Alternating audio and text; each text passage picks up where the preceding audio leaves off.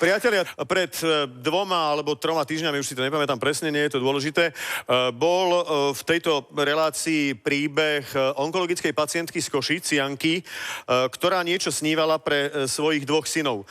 V tom príbehu ale teda odznela zo strany Janky istá taká výzva, a tá výzva bola adresovaná premiérovi. Už sa usmievate, asi viete, o ktorom príbehu hovorím. A tam bolo teda povedané, a tu chcem, pán Fico, vidieť, ako to teda je, ako mám z tohto vyžiť. Ono ako mohol by som byť teraz uštipačný a mohol by som byť ironický a mohol by som povedať, však jasné, poďme zahádzať vajíčkami paláce. Pravda je ale jedna, a to zase si treba úplne objektívne povedať, za sociálnu situáciu na Slovensku nie je zodpovedná vláda, ktorá je tu posledný rok. Ten taký čudný marazmus toho sociálneho systému, to je záležitosť, ktorá sa tu ťahá proste 20 rokov a 20 rokov sa boríme s chudobou a neviem s čím všetkým. Jana, ale napriek tomu, ako ona si to tak vypýtala. 3 dni na to som mal telefonát z kancelárie premiéra, predseda vlády, by sa s Janou rád stretol, že by si teda veci rád ozrejmil a že by jej rád nejakým spôsobom pomohol. Bol to prvýkrát telefonát, takto od politika, takže v ďalších minútach si pozrite to, ako my sme opäť navštívili Janku v Košiciach i sme sa vybrali na úrad vlády Slovenskej republiky. Dámy a páni, želám vám krásne, veselé pozeranie v nasledujúcich minútach. Nech sa páči. Priatelia, som v Košiciach a som na ulici a idem za jednou takou osobou, ktorú si možno veľmi dobre pamätáte z Modrého z neba. Janka, onkologická pacientka z Košic, ktorá vysnívala Stužkovú pri mori pre svojich 2 synov. Tam ale v rámci toho príbehu veľmi zarezonovala jedna vec.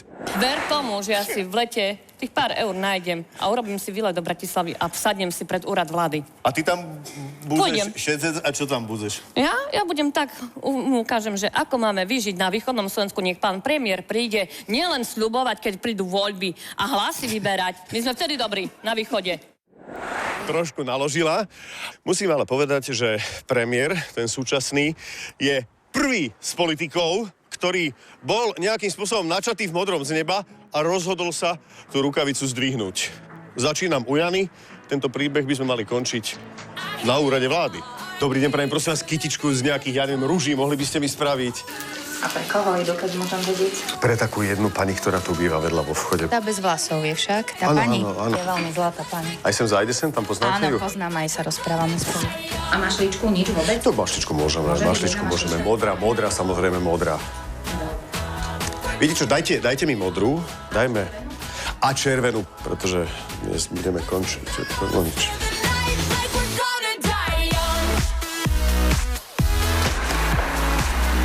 Nemyslí vážne.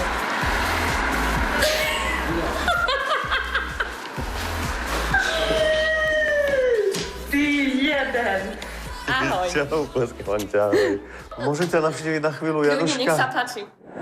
Dobrý deň, prajem. Dobrý deň, sa páči. Nazdar, chlapi. Počkaj, kde máš? Nie sú, oni sú hore u babky. Jana, ty si získala ľudí.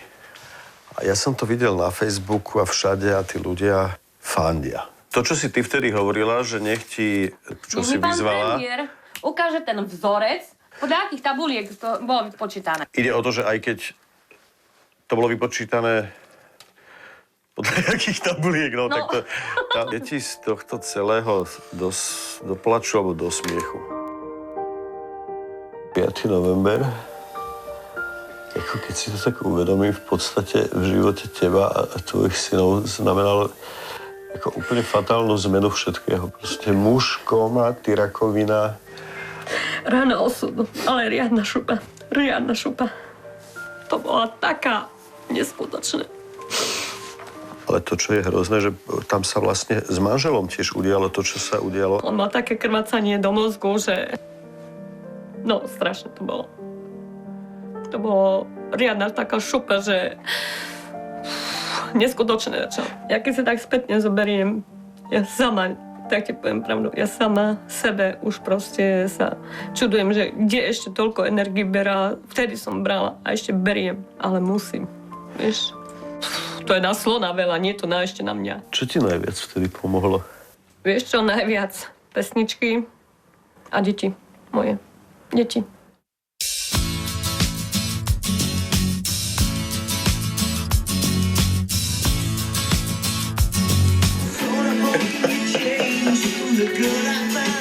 Jana, toto vládze žena, ktorá... Musím! To je pre mňa, vieš čo, povolený doping. Áno. Pomáha to?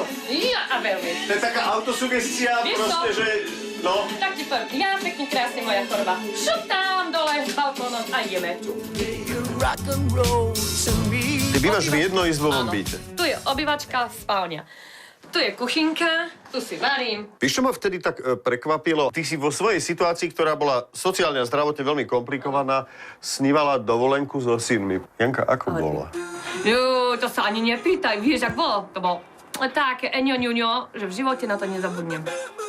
Ja som obyčajná žena a že som niečo povedala, to, čo ľudia rozprávajú doma, v kuchyniach, chlapi v krčmách pri pive. Tam to vlastne bolo adresované teda jednému človeku. Áno, pánovi premiérovi. Ako si to povedala, recept? Nech mi ukáže vzorec, ako mám vyžiť. Ako sa má vyžiť z tých 150 eur. Ja by som sa ho chcela, nech mi príde ukázať ten matematický vzorec. Ja ho rada príjmem a sa opýtam aj. Mám z očí do očí.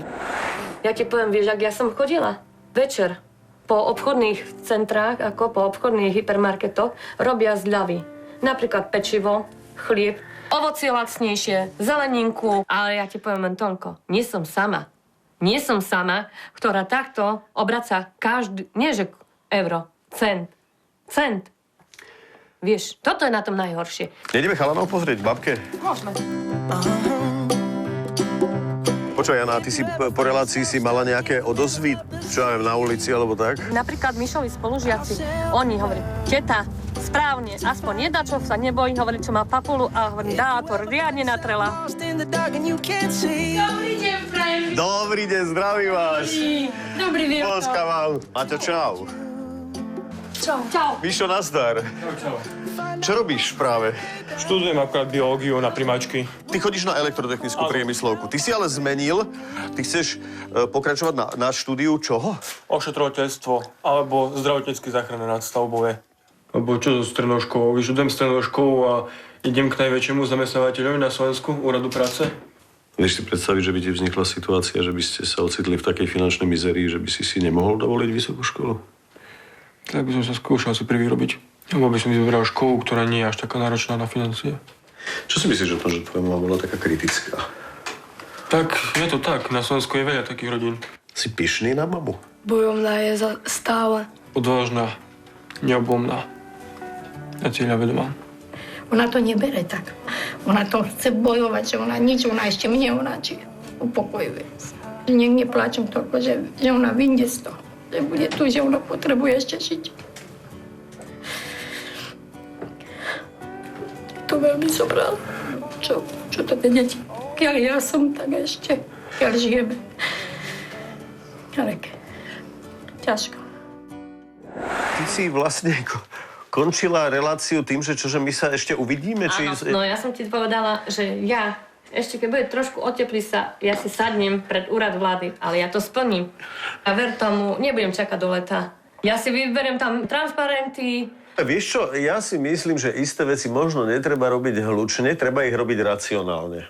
Keď budeme čušať a budeme robiť politiku tu tak do doma, ale to nič nepomôže. Dobre, to je veľmi jednoduché. Ideme do Bratislavy hneď teraz. Ideme pred úrad vlády. Sadnem si. Prečo by nie? Nie je problém. Zvalím si celkom prác a idem. Chemoterapia až po Veľkej noci. Ideme pred úrad vlády, OK? Dobre.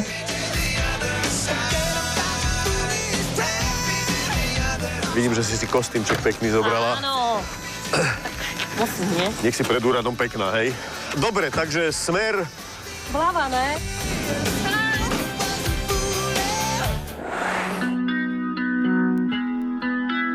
Návšteva nám prišla. Ty si sa tu chystala postaviť. Áno, ja sa postavím. Úrad vlády Áno. Slovenskej republiky. Oni sa ozvali s tým, že... No dobre, veď ja, ak som teda bol k tomu vyzvaný, Ja si rád tú ženu vypočujem. V tejto chvíli my sme prišli do Bratislavy na pozvanie premiéra, ktorý... Nečakala som to. Rád sa s ňou stretnem a rád porozprávam Ja príjmam. o jej problémoch. Áno, ja príjmam pozvanie. Ideme za premiérom? Áno, ideme. Dobrý večer. Erik, dovolal by som ti predstavil niekoho, ale ja predpokladám, ty z televízie poznáš asi, že? Áno, videli sme, pozerali sme. Pani Jana, ja som Erik Tomáš, teší ma. Ja som riaditeľ tlačového a informačného odboru Úradu vlády. Toto je naša pani hovorkyňa Beatrice Dúdalková. Rada vás poznávam, Beatrice, teší ma. Mimochodom, obaja sme východňari. Od premiéra prišlo teda pozvanie. Toto platí stále? Určite. Videli sme nejaké vyjadrenia, ale o to viac sme veľmi rýchlo chceli zareagovať, aby sa možno niektoré veci povedali priamo do očia, lebo to je podľa mňa ten najlepší spôsob komunikácie. Takže ste to vítali. Dobrý večer. Dobrý večer, Vítajte, Lášková. pani Jana. Dobrý večer. Dobrý večer. Čaute, To sú chalani. moji chalani. Martin a to je starší Michal. Ste schovaní vzadu, takže som vás nevidel. Bol som tak oslovený vašim prípadom, že sa nedá nič, len sa porozprávať. Možno aj si povedať, že či sú alebo nie sú nejaké riešenia. Ja budem rád, keď možno dnes na niečo aj spoločne prídeme. Ja som počul, že vás dotiahli priamo teraz z Košíc. Áno. Dlhá cesta? No, dalo sa. Dodržiavali predpisy? V rámci možnosti, Že by som rovno zavolal Kaliňákovi teda, že... No, mali. Čakám vás úmyselne tu, lebo toto je miestnosť, kde vždy vítam hostí. No len tak jedným okom môžeme nakúknúť, lebo aspoň sa trošku rozchodíte o tom aute. Pôjdem prvý, ak dovolíte, dobre? Áno, nech sa páči. Ťažký príbeh, pretože to je kombinácia toľkých udalostí, že ja ju do určitej miery aj chápem. Že je nahnevaná, že si nájde nejaký terč, na ten terč niečo povie a bolo to také silné oslovenie z jej strany, že som nemohol zaváhať a že som považoval aj osobne za veľmi dôležité s takýmto človekom hovoriť a nie preto, aby som hneď našiel nejaké individuálne riešenie pre ňu, ale preto, aby som takýto prípad viac vnímal kvôli realite a najmä, aby na základe takéhoto príkladu sme mohli ponúknuť opatrenia, ktoré sa budú dotýkať väčšieho množstva ľudí, nie iba priamo pani Janky. Tu robíme tlačové konferencie. Toto je moje miesto vždy. Neviem prečo, ale protokol hovorí, že mám stať naľavo. Teba politika nebaví asi, čo? Skôr futbal. Futbal? No, tak to je dobre, tak máme spoločnú tému, to si možno potom o tom niečo povedať. Aké je byť terčom?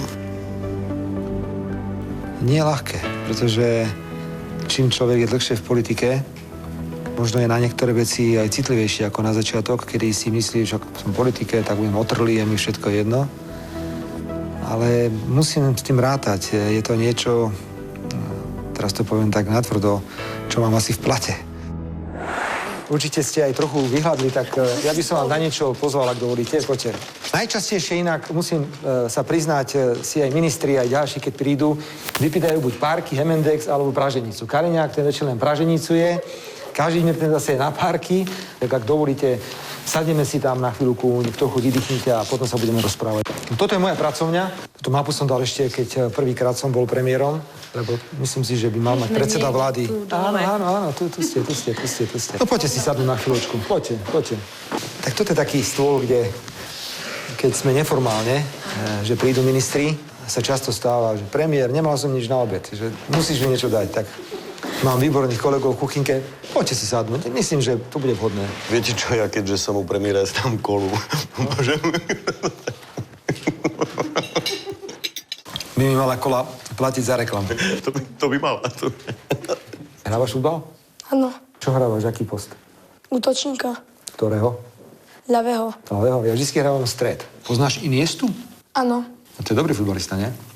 áno. Veríš mi, že mám jeho originál dres podpísaný Iniestom? Pozri sa na to.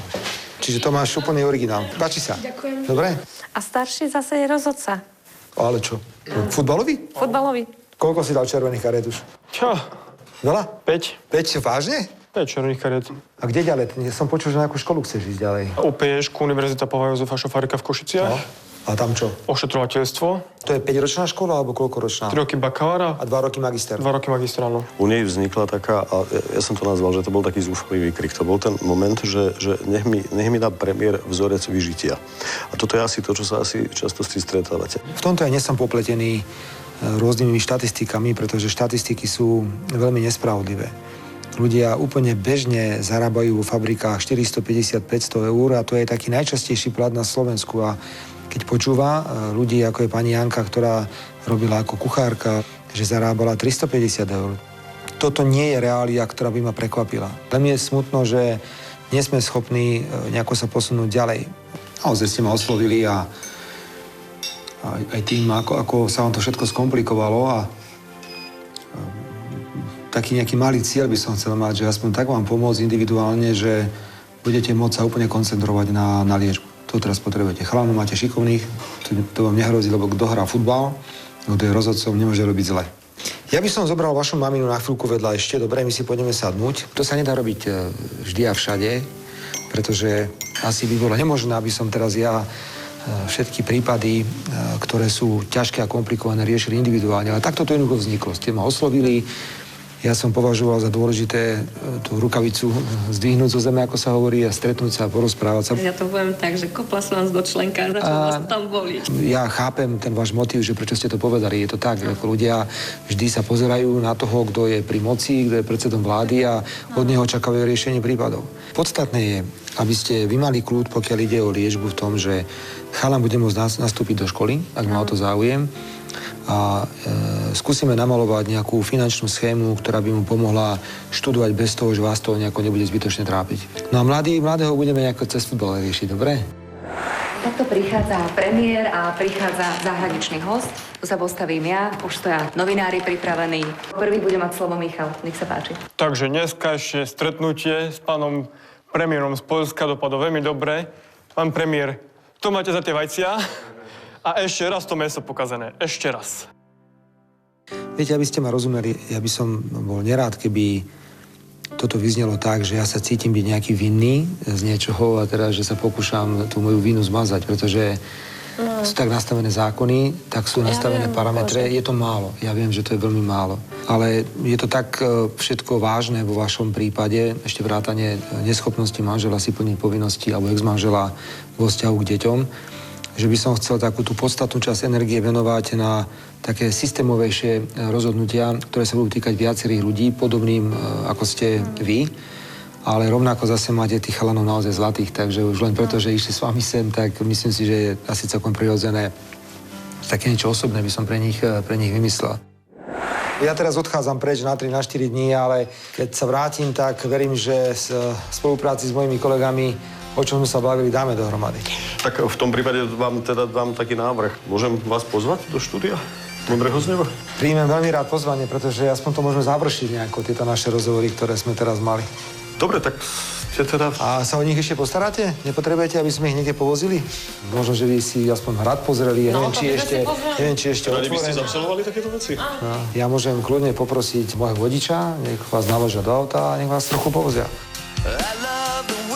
Pán premiér na mňa zapôsobil trošku inak, ako vyzerá v televízii. Zapôsobil na mňa ako normálny človek.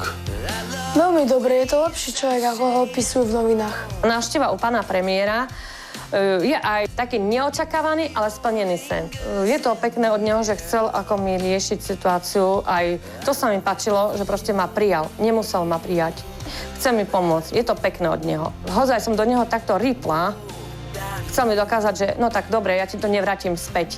Ja ti to vrátim úplne iným štýlom. Ja viem, že to v našej republike nie je ľahké, ale dúfam, že bude riešiť nielen moju situáciu, ale našľapne aj ďalšie veci, ďalšie rodiny, ktoré takto trpia. Ten vzorec, ktorý som chcela pýtať od pána premiéra, od pána Fica, už ho nebudem pýtať, budem čakať, ako sa bude to ďalej vyvíjať.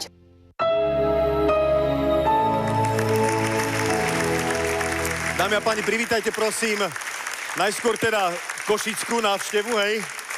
Janka s jej synmi, Mišom a Martinom.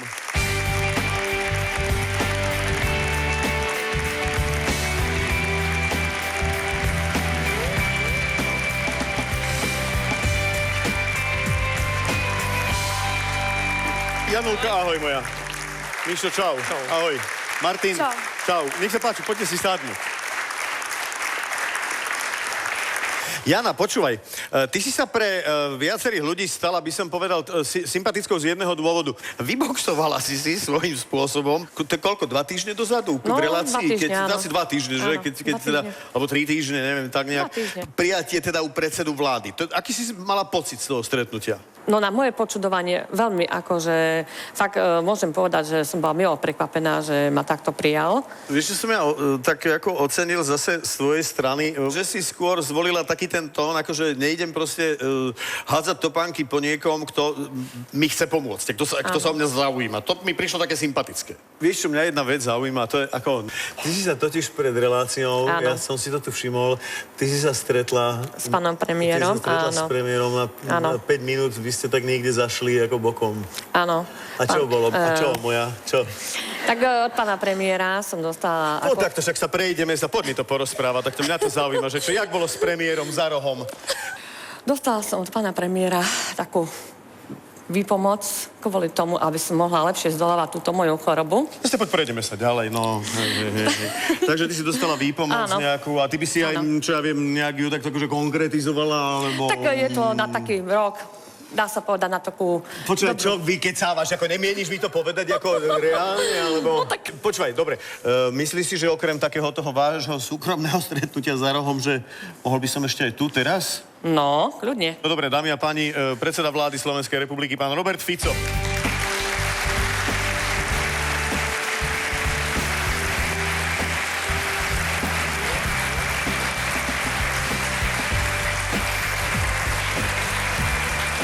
Pozdravujem, vítajte v Modrom zeme, dobrý večer, som rád, že ste tu, nech sa páči. Pán premiér, ja som čakal, akým spôsobom ľudia zareagovali na váš príchod, lebo ono je to svojím spôsobom také vstúpenie, ja nechcem povedať, že do ringu, pretože biť sa tu nejdeme. Kde plánujete? Buďte kľudní. Tak sa pozor, zase ja akože kluky tiež viem robiť, hej? Môžeme ísť spolu zajtra ráno na Hrádzu. Hej? No, kľudne o 7 čakám. Kto vyhrá, zostavuje budúcu vládu? Napríklad. Prčic. To by ste už zase zostavovali. To nie. Toto tak... dajte mi 3 mesiace na tréning. Viete čo, ale ako svojím spôsobom to je ring. Áno, je to tak, pretože politik je terčom a keď vzniknú situácie, ako napríklad má pani Janka, tak je pochopiteľné, že hnev a frustrácia sa prenáša na ľudí, ktorých najčastejšie vidí na televízii alebo možno vníma vo verejnom živote. Preto ja sa určite na pani Janku nehnevám ani za vyjadrenia, ktoré mala. Naopak, jej prípad ma opäť vtiahol do reálneho života, pretože riešime všetko možné. Musíme veľa cestovať. A potom príde človek a porozpráva normálny ľudský príbeh. Takých je veľmi veľa na Slovensku a vtedy som si povedal, bude dobre sa stretnúť s pani Jankou, pohovoriť s ňou, pretože potom má politik zase lepšiu predstavu o tom, ako Slovensko je, alebo ako nie. Ja musím povedať, že v pozícii premiéra sa človek stretáva s obrovským množstvom aj nešťastia. Bol som na mnohých miestach veľkých tragédií, či to boli banské tragédie, alebo to boli dopravné nehody s veľkým počtom obetí. A rovnako som konfrontovaný na rôznych výjazdoch a stretnutiach s individuálnymi ľuďmi, ktorí prídu za mnou. Okrem toho mi obrovské množstvo ľudí posiela listy s podobnými osudmi. Ale vždy má predseda vlády k dispozícii nejaký aparát, mechanizmus, ktorý mi pomáha pri vybavovaní týchto vecí. A toto bolo tak osobné. Pretože ja som pani Janku naozaj chápal, možno keby som ja bol v jej situácii a vidím tam premiéra v televízii, no tak mu vynadám. Pretože je to predseda vlády, očakáva sa od predsedu vlády, že bude riešiť všetky veci naraz a každému pomôže. A najmä som potreboval sa opäť vrátiť na zem, pretože stále riešime nejakú konsolidáciu verejných financií, stále nás trápi nejaké Grécko, stále nás trápi nejaký Cyprus, stále nás trápia nejaké peniaze a pritom ľudia naozaj žijú z veľmi mála peňazí. Ja to musím povedať, pretože nechcú tomu veriť moji partneri v zahraničí, keď im hovorím, že u nás je naozaj bežný plat 450-500 eur a že ľudia žijú z dôchodkov 280-290 eur a nikto mi neverí. Pani Janka ma spucovala, keď dokonca povedala, že chodíme iba pred voľbami, keď potrebujeme ich hlasy, ale myslím, že sme si to vyrozprávali, pretože tých návštev je veľmi veľa. Preto ja budem veľmi rád, ak Slovensko v tomto ťažkom období obstojí a potom, keďže je v eurozóne, postupne s tými silnejšími krajinami pôjde ďalej. Čiže obstáť a urobiť aspoň 1-2 kroky dopredu. Ale ja nebudem nikomu sľubovať pečené kurence, že nám budú padať do úst. Takto naozaj budúcnosť na Slovensku nebude vyzerať. V prípade pani Janky, pretože je to komplikované, ak som teda pochopil celé pozadie prípadu vašeho, tak som poprosil ministra práce, sociálnych vecí, pána Richtera. Môžem sa spýtať, že on má čo rád? Teda Kaliňák má praženicu, Kažimír párky. A Janko Richter zje všetko, tam nie je problém. Tam nie je problém. Tak som ho poprosil, aby dvaja, alebo zamestnanec z príslušného úradu si s vami sadol. Pretože naozaj sa môže stať, že v takéto komplikovanej situácii máte na niečo nárok, o čom vy ani nemusíte automaticky vedieť. A pozrieme sa na to, či všetko, čo máte podľa zákona dostať, aj dostanete. A možno aj tam prídeme na niečo, že ľudia nemajú dostatok informácií a musíme o týchto informáciách alebo tieto informácie viac poskytovať. Napriek tomu vy ste sa teda rozhodli aj pre individuálnu pomoc. Je to ako drze, že to chcem od Jany vedieť, že teda taká... To je medzi nami osobná vec. Myslím si, že sme sa na tom dohodli, ale ja viac o tom nechcem hovoriť. Jasné, v podstate, pán premiér, však si cíti. Inak toto je, som bol u vás v pracovne, toto je moja pracovňa. Pekná. Tu prijímam zahraničné návštevy rôzne. Potom sem chodí štáb na praženicu a párky. Tak cítite sa tu zatiaľ dobre. No ja to idem ešte, poď, Janulka, poď. Koľko? No, na rohu liečby. Tak vieš, ja sa, ako... Pán premiér, prepáčte, no tak ja to mám v popise práce zase, hej. Ja to mám v plate, aby som sa vyzvedal. Je to rádovo v 1000 eur? No, tak. Dobre, tak dobre, tak ja nebudem viac zistovať. Ďakujem. Tak ja som sa to musel pokúsiť vyťahnuť, nie je to podstatné, ale to splní ten účel, o ktorom teda predseda vlády hovoril, to znamená, že aby si sa tým mohla koncentrovať na liečbu, tak ja si myslím, že to je akože dosť podstatné.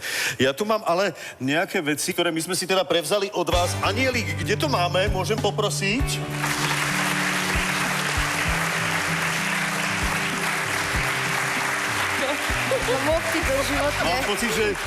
Mám pocit, že toto bude niečo smerom, vidím tam lopty, vidím tam záchranárske záležitosti, toto asi teda bude smerom k futbalistovi a k záchranárovi. My sme veľmi rýchlo prišli na spoločnú reč, pretože hrávaš, ako si povedal, futbal. Ale keďže som chcel, aby to bol taký darček tímovejší, tak som priniesol komplet dresy, rukavice pre brankára, štucne. Nie sú tam kopačky, lebo nepoznám veľkosť nôh všetkých tvojich spoluhráčov a je tam niekoľko futbalových lôb, tak verím, že aj ty, aj tvoji spolužiaci a kamaráti si v tom dobre zahráte a najmä veľa golov ti želám. Na tom ľavom kríle, dobre si pamätám? Áno. Na ľavom kríle. Teda toto je pre futbalistu, ale mám pocit, že tie zadné veci, to nie sú charaktery futbalového. Neviem, či skúsi jeden dres zobrať, či ti je dobrý, lebo tiež sme nevedeli trafiť veľkosť. Dobre bude? Keď nie, tak dáme väčšie, ale malo by to byť dobre. Dobre bude. Super. Poď sem. Dobre. Koľko nosíš? Ja 16. 16? Máš trojku, to máš také 11. Dobre. Počujete, ale správame jednu vec. Poďme si s týmito chalanmi niekedy zahrať. No, nemám problém. Prečo nie? Futbal hrávam často, takže keď niekedy budeme v Košiciach, ale to už nebudeme vládať. No tak my nebudeme vládať. Pri staršom synovi som bol veľmi prekvapený, keď sme spolu hovorili a mali sme veľmi zaujímavý súkromný rozhovor, pretože chodí na školu, ktorá je skôr orientovaná technicky, ale vybral si ošetrovateľstvo. Tak som si povedal, že ho možno poteší taký vak, v ktorom je aj oblečenie také záchranárske, je tam nejaká prilba, sú tam nejaké obväzy, je tam dokonca tlakomér, je tam merač na hladinu cukru, áno, pre prípad nejakých šokových stavov, tak verím, že si z toho niečo vyberieš a budeš to môcť použiť pri tej dobrovoľnej činnosti, mimochodom, ktorá je veľmi záslužná. Mňa to veľmi zaujalo, že chalan v takomto veku je nielen rozhodca, ale dokonca chodí na rôzne podujatia a poskytuje prvú pomoc ľuďom, ktorí majú to záujem. Tak verím, že tam nájdeš niečo zaujímavé. Ďakujem.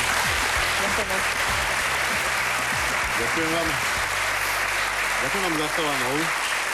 Ja si myslím, že ďakujem aj za tých teda futbalistov do Košíc, pretože takéto veci určite prídu vhod. Musím ale teda povedať, že tak ako sme sa o tom aj na úrade vlády rozprávali, tak ste vlastne stále hovorili o istej takej proste systémovej výpomoci, pretože teda vy prichádzate ešte aj s takým komplexnejším darom, ktorý by sa mal týkať onkologických pacientov na východnom Slovensku. Ja tu medzi nami vítam pani Natašu Džunkovú, riaditeľku Onkologického ústavu v Košiciach.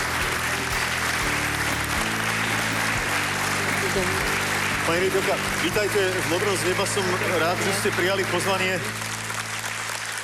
Pán premiér, teraz to už nechám na vás. Nechcel som riešiť iba individuálnu situáciu a to sústredenie sa na liečbu a trochu urobiť radosť aj chalanom, ale ak dúfam, že sme dobre vyberali, tak by som bol veľmi rád, keby onkologický ústav v Košiciach mohol dostať jeden špeciálny prístroj, ktorý sa nazýva Gamma sonda. Je to prístroj, ktorý by mal diagnostikovať práve typ choroby, s ktorou sa teraz trápi pani Janka. Preto, hoci viem, že to je spojené ešte s nejakým obstarávaním a s ďalšími prekážkami, u mňa sú na to pripravené peniaze, takže keď budete mať veci pripravené, okamžite to vieme prefinancovať. Tak aspoň takto symbolicky, pani riaditeľka, ak dovolíte, takýto poukaz na Gamma sondu, aby slúžil tým pacientom, ktorí tam prídu, hoci najlepšie by bolo, keby ste vôbec nemuseli zapínať, ale choroby nechodia po horách, choroby chodia po ľuďoch, tak pravdepodobne ho budete v živote potrebovať. Takže nech sa páči, pani riaditeľka. Ďakujem veľmi pekne.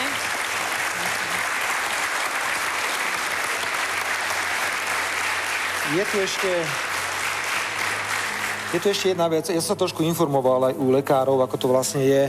Je napríklad mechanizmus, že ženy môžu podľa vekových kategórií v nejakých intervaloch chodiť zadarmo na preventívnu prehliadku, práve aby sa predišlo ochoreniu, ktorým trpí pani Janka, a málo o tom ženy vedia. Dokonca mi ukazoval niekto štatistiku, že snáď iba 10% žien na Slovensku využíva takúto možnosť. Tak využívame aj túto reláciu, ale to by skôr mala si pani riaditeľka povedať, že takéto niečo máme a treba povedať a vyzvať ženy. Využite to, ak to je tak naozaj takéto minimálne percento žien, ktoré teda využívajú možnosť tej preventívnej prehliadky? Je naozaj o mnoho väčšie percento žien ktoré nechodia na preventívne prehliadky. Ja by som chcela podotknúť len toľko, že má to určite veľmi veľký význam, pretože mnoho žien si nevie urobiť samo vyšetrenie prsníkov a keď si to aj vie urobiť, sú také malé nádory, ktoré sa nedajú ani nahmatať a ktoré je možné zistiť skutočne iba tým vyšetrením mamografickým alebo sonografickým. A táto sonda určite pomôže mnohým ženám. Pani Janka to určite vie. Pán premiér, ak takéto, vy ste to povedali, že podpichnutie, alebo taká tá hodená rukavica poslúžila Jane na to, aby sa Jane pomohlo, ja za to veľmi ďakujem, ale teším sa asi aj z tohto. Ja rozmýšľam nad tým, že pokiaľ by podpichovanie smerom k vám malo vždy viesť k tomu, aby sa pomohlo nejakému zdravotníckemu zariadeniu, tak viete čo, ja vás asi budem podpichovať každý týždeň, aby ste každý týždeň prišli s nejakým zariadením. Hovorím to zo žartu, ale myslím si, že toto je asi taká, pre mňa asi najdôležitejšia vec. Pán premiér, ďakujem za onkologických pacientov na východnom Slovensku. Je dobré, že sa im ušlo tejto pomoci. Ja vám ďakujem veľmi pekne. Bol predseda vlády Slovenskej republiky, pán Robert Fico. Pani riaditeľka Onkologického ústavu v Košiciach. A Januli, želám ti naozaj veľa zdravia. Sústreď sa na liečbu. Áno. Presne v tom duchu, ako to bolo povedané. Áno. Ďakujem. Pán premiér, ďakujem veľmi pekne. Ešte pošlem tých sociálnych pracovníkov, dobre, nech sa pozrie na to. Sa nám ľahko nájdete. Dobre, ďakujem. Ďakujem pekne. Čau. Ahoj. Viete, ja si myslím, že pokiaľ sa nám nejakým spôsobom možno podarilo vyštengrovať niekoho k tomu, aby vlastne pomohla aj tak komplexnejšie onkologickým pacientom, tak ja sa z tej pomoci veľmi teším, pretože naše zdravotnícke zariadenia nie sú ani zďaleka vybavené tak, ako by mali byť, a pokiaľ takýto prístroj pomôže, tak budem veľmi rád. Zároveň teda chcem opäť upozorniť alebo odkázať na našu facebookovú stránku. Ak by ste chceli ľuďom z dnešných príbehov pomôcť, tak máte tú možnosť.